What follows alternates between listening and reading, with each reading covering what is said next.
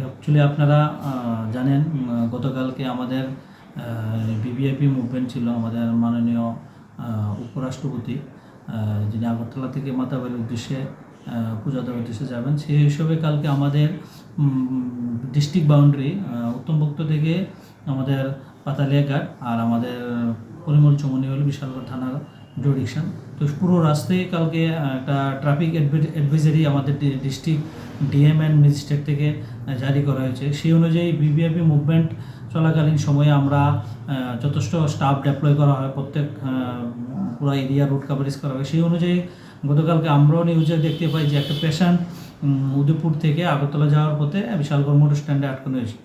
প্রকৃতপক্ষে আমরা এই পেশেন্টটা আমাদের ডিস্ট্রিক্ট বাউন্ডারি তো যখন ভিআইপি মাতারবাড়ি থেকে ব্যাক করছিল ভিভিআইপি, তখন ওনাকে যখন আটকানো হয় তখন বলছে যে পেশেন্ট, তখন তাদেরকে অ্যালাউ করা হয় টুয়ার্ডস বিশালগড় দিকে।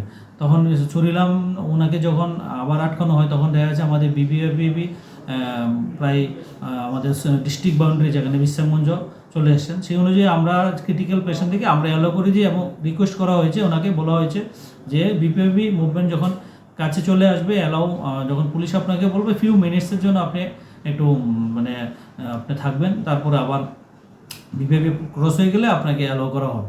সেই অনুযায়ী জানিয়ে যখন বিশালগড় মোটর স্ট্যান্ডের কাছাকাছি আসেন, তখন আমাদের ভিভিআইপি প্রায় চরিলামের কাছাকাছি বিশ্রামগঞ্জ টু চরিলামের কাছাকাছি মাঝামাঝি সময় এসেছে। তখন তাদেরকে ফিউ মিনিটসের জন্য, যেমন 5 থেকে 6 মিনিট বা 7 মিনিটের জন্য ওনাকে রিকোয়েস্ট করে আটকানো হয়। যখন আমাদের ভিভিআইপি ক্রস করে যায়, তখন তাদেরকে আবার অ্যালাউ করা হয় টুয়ার্ডস আগরতলার দিকে। তো এইরকম আমাদের কালকে প্রত্যেক জায়গাতেই আমাদের ডেভেলপমেন্ট ছিল এবং আমরা আমি নিজে ছিলাম এবং অন্যান্য অফিসার যারা আসলে আমাদের সিনিয়র অফিসার সবাই যারা সিরিয়াস পেশেন্ট বা অন্যান্য আমরা চেষ্টা করেছি সবাইকে অ্যালাউ করার জন্য। তো যখন ভিভিআইপি একদম মুভমেন্ট আমাদের কাছে চলে আসছে, তখন তাদেরকে ফিউ মিনিটসের জন্য তাদেরকে আমরা আটকানো হয়েছিল। এই সময়ের জন্য কি কোনো বিকল্প কোনো রাস্তার ব্যবস্থা ছিল? হ্যাঁ, আপনারা জানেন আমাদের আগরতলা ট্রাফিক ভবন থেকে এবং আমাদের ডিস্ট্রিক্ট সিপাহীজলা থেকেও কিন্তু অল্টারনেটিভ রুট আমরা জারি করেছি এবং এটা ডিএম নোটিফিকেশনও করা হয়েছে। আমাদের সিপাহীজলা ডিস্ট্রিক্টের যে অফিসিয়াল ফি সেখান থেকেও এটা জারি করা হয়েছিল। তো সেই অনুযায়ী রুট তো ছিল।